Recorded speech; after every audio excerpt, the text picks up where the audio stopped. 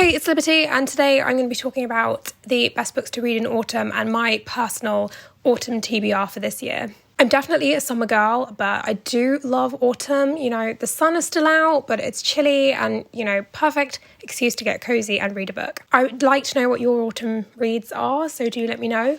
I'd love some recommendations, always looking for more. If you like this, do give it a thumbs up. I make videos all about books, history, personality, etc. So do check those out and subscribe if you want to. I'm going to get straight into it. I'm going to recommend some fiction books first, and I think it's too obvious for me to recommend The Secret History by Donna Tartt, so I'm not going to. The first book I'm going to recommend is Fools and Mortals by Bernard Cornwell. Now, this is a historical fiction novel set in Elizabethan England, Elizabethan London to be specific, and this book's main character is Richard Shakespeare, who is William Shakespeare's brother, and he is an actor in his brother's troupe. Thus far, he's been relegated to female roles and basically living in poverty, and he dreams of something more, and this story is the story of the first, play put on of A Midsummer Night's Dream. A manuscript goes missing and Richard has to sort of search through the halls of the nobility down to the streets of Elizabethan London. The state of the theatre industry in Elizabethan England is really interesting because plays were booming. We've got physical theatres being built, plays getting massively popular with audiences, and demand for more, better, gorier, dramatic plays, and, playwrights feeling like they've got to bring new plays out continuously. But at the same time, you've got Puritanism, which is growing in England, which is a sort of branch of Protestantism, which hates fun of any kind and hates Catholics and just associated plays with sin and Catholicism. And we had these people called the Vesuvians who would... In this novel, they basically just raid places, they raid theatres and just commit violence against people they consider to be Catholic in any way, shape or form. So the contrast is quite fascinating. And the relationship between Richard and William is, it's not good. And the dynamic between all the different departments putting on the play is a fascinating one. It's not something I know too much about, but it was really great to get a look behind the curtain. The world building, I have to say, is one of my favourite things about this novel. Bernard Cornwell certainly knows how to research and fully ground you in a time period. It was really, really, really well done. If you love the Tudors, if you love literature, plays, historical fiction of any kind, you are going to like this. The second novel I'm going to recommend is The Doll Factory by Elizabeth Macneil. Now, this is another historical fiction novel, but this time it's set in 19th century London. The Great Exhibition is taking place in 1851, and the first meeting of two of the main characters happens as they're sort of watching it being set up. Iris works as a painter in a doll factory, but she sort of dreams of becoming a proper artist. And Silas sort of runs a curiosity shop. He loves taxidermy, stuff like that. Their meeting leaves a much bigger impression on him than it does on her. And that will sort of, play into things later. Iris is asked to model for Louis Frost, who is a fictional member of the pre-Raphaelite art movement. And you actually do get to meet real members of the pre-Raphaelite art movement and their associates, which was great. But she agrees to model for him in exchange for painting lessons. They become close. She learns a lot about art and love and all of that stuff from him and his friends. Silas, on the other hand, he cannot stop thinking about Iris, and the whole situation gets really messy and it sort of turns into this thriller, which, if you like The Alienist, you will love this. I literally finished this book in 2 sittings, which I never do because I get distracted quite easily. But yeah, highly recommend this. And next, a couple classics. And the first classic I'm going to recommend is Picture of Dorian Gray by Oscar Wilde. Now, I tend towards his plays, but Picture of Dorian Gray is just incredible. Dorian Gray makes this bargain to sell his soul in exchange for sort of eternal youth and beauty. when he sort of sees a portrait and is like, oh my God, I wish I could be like this forever. He meets Lord Henry Wotton, and under his influence, he sort of finds himself drawn into this world of like, it's a double life essentially. You know, he's a society man, you know, by day, and then by night, he's sort of indulging all of his different desires. And then of course his face remains beautiful, but the portrait does not. This novel shines a light onto sort of Victorian society and, you know, what happens when you have to come to terms with your actions. There's a fair few references to, you know, his soul, sin, corruption, morality, things like that. This novel very much feels like autumn, if that makes sense. It's a beautiful summer day when Dorian is being painted by Basil and sort of Henry is watching them, and it's all going to unravel. The summer days of Dorian's life fade into autumn as he plunges further and further down into debauchery. And you know, Gothic literature tends to give you that sort of autumnal feeling. I mean, yeah, he critiques Victorian society. There's a fair bit of class struggle in there, and it's incredibly thrilling plot-wise, so highly recommend it. The second classic I'm going to recommend for autumn is Anna Karenina by Leo Tolstoy. Now, the main character is obviously Anna Karenina. The main plot of this book is her love triangle. She's married, and she sort of falls in love with Count Vronsky. Now, there are a couple of other subplots. There are loads of characters in this book, but actually you get used to it really quickly, and it's not that hard. At the start of the novel, Anna Karenina is visiting her brother Stiva, and he has had an affair with the nanny, and she has sort of come to heal the breach between him and his wife Dolly. So that's sort of one sort of subplot that's happening. And then Steva's close friend Levin, he is in love with Dolly's sister Kitty, and that is another subplot that's happening. He's one of the biggest landowners in Russia, and he's sort of struggling with the weight of that on his conscience, and you know, his faith as well. He has a big crisis of faith. I love Tolstoy, I love his writing, and there's one part of the novel which is set in the harvest season, which is a source of contention in discussions of this novel. Some people love it and some people hate it. It's one of my favourite parts of the novel. Levin is having this huge philosophical moment. He's thinking about the world, he's venting, he's questioning his faith and his place in the world. And Levin is an autobiographical character for Tolstoy, similar to Pierre Bezukhov in War and Peace.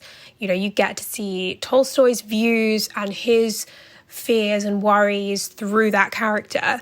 And actually Levin means of Lev, which was one of Tolstoy's names, so that's quite cute. That aside, it really is a fantastic book, and the characters are so fleshed out, and you know, they really speak to, you know, personal morality and love and betrayal, but also Russian society as a whole at this time.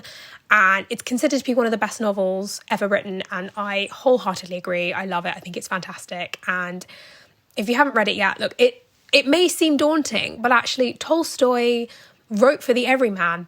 He wanted his books to have wide appeal and relatability, and that's what I think is so great about him, and is why I recommend him to everyone.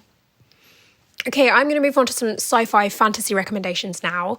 And the first book I'm going to be recommending is Rivers of London, which is the first book in a series. So if you like it, there's plenty more where that came from. The main character is Peter Grant, and he is a probationary constable in the sort of London police force. He is set to be assigned to a unit where there's sort of very little danger, a lot of admin, that kind of thing. Not a lot of chances to do good. However, everything changes when he gets essential information about sort of a murder case, but he gets it from a witness that turns out to be a ghost. The fact that he has this ability gets him noticed by Chief Inspector Thomas Nightingale, who is sort of in charge of this sort of special supernatural unit. Any crime that involves magic or supernatural, sort of they get involved with that. And a series of murders strikes London, and Peter has to use his newfound abilities to sort of help to solve the case. And in doing this, he encounters like a completely different side of London, obviously full of ghosts and gods and long dead evil. And it's very, very good. It's funny. It's a solid first book in the series. You sort of get introduced to Peter as a character and Nightingale and other characters that will become important in the future. I've lived in London for most of my life at this point. He really knows London, and I can picture all of it so well. I really enjoyed reading his points of view, Peter Grant's. It flowed really nicely. Supporting characters They were great. I enjoyed them immensely. And the dynamic between Peter and Thomas Nightingale was just fantastic. And I can't wait to see that sort of expanded upon throughout the series. I'm definitely going to continue. And yeah, before the end of this year, I want to at least read the second book of the series. So my next recommendation is a fantasy novel called Sorcery of Thorns, and the main character is Elizabeth, and she has been raised in a library, essentially, one of the great libraries of the place, the world that she lives in, and she hopes that one day she can be a warden and sort of keep the grimoires that are sort of dangerous books that turn into monsters, to stop them from doing so.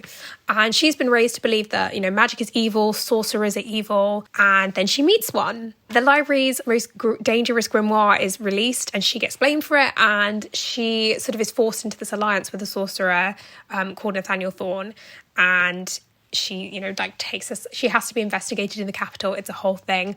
And her sworn enemy has to help her out. And we can see where this is going. There's a century-old conspiracy that could lead to all the great libraries being destroyed. And essentially, Elizabeth and Nathaniel, they have to figure it out and they have to stop it. Elizabeth is the key to this, and she has to sort of question everything she thought she knew about magic and sorcerers and everything. The world building in this novel was fantastic. I enjoyed Elizabeth and Nathaniel immensely as characters, and their relationship was really well developed. A slow burn romance is fantastic when it's done well, and this one was. There's also something about this book that sort of conjures in your head, like wood panelled rooms and like climbing roses, and just it's all very dark academia or light academia and, autumnal, chilly. This world is full of, carriages and magic, and there's some politics and manoeuvring in there as well. It's really good.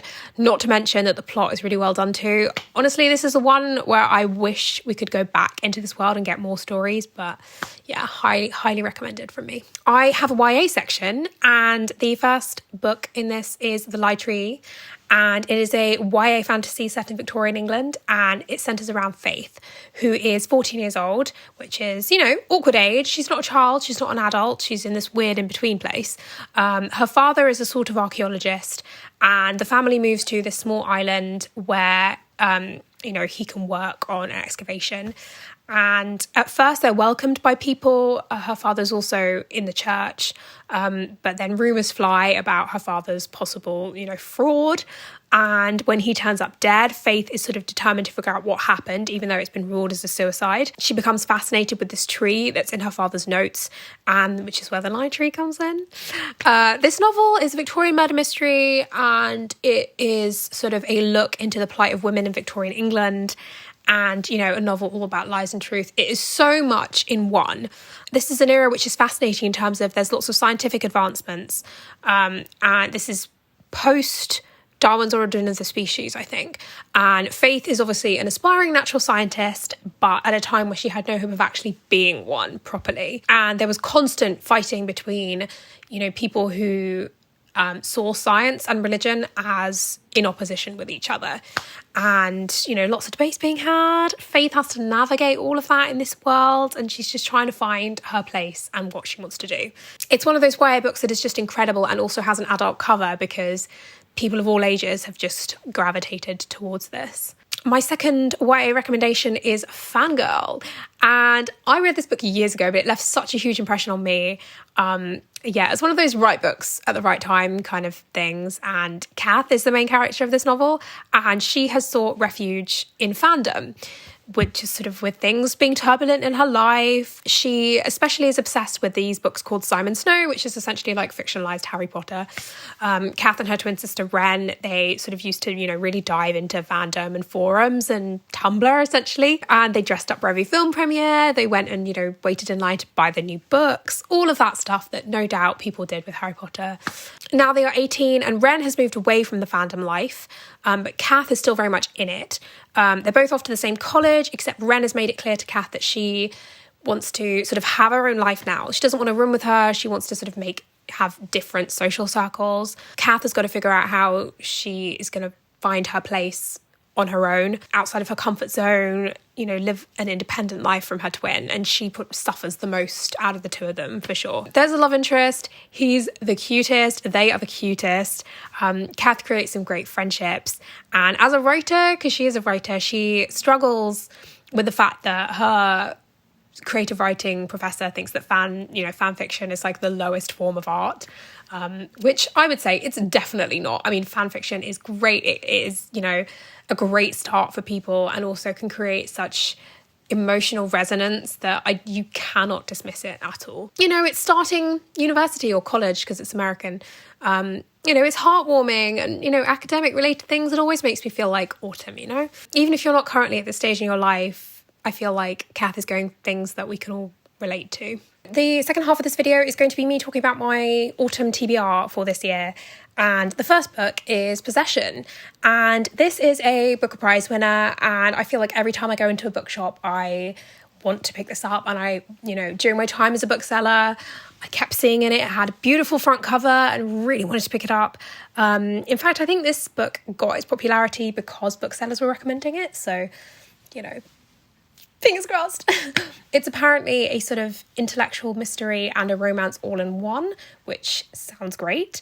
The main characters are a pair of scholars, and they're researching two Victorian poets. And they're sort of, you know, reading the journals, their letters, their poems, and it's sort of taking them all across, you know, from Yorkshire to Brittany, and I assume their lives are intersecting, and the scholars' lives are also intersecting, and they're discovering, you know, it's such an extraordinary set of ideas and passion. It sounds great. That's all I know about it. That's all I want to know about it. So I can't wait to get stuck into that one. And the second one on my TBR is The Midnight Bargain. And this is a fantasy book sort of set in a kind of Regency England, which, you know, quite on trend with Jane Austen and Bridgerton. I'm here for it. And in this world, female sorcerers, they sort of have to give up magic when they get married to protect their unborn children, I think. And men do not have to make this choice. And so women have to be torn between a sort of magical career and, you know, a sense of duty and being a Regency daughter.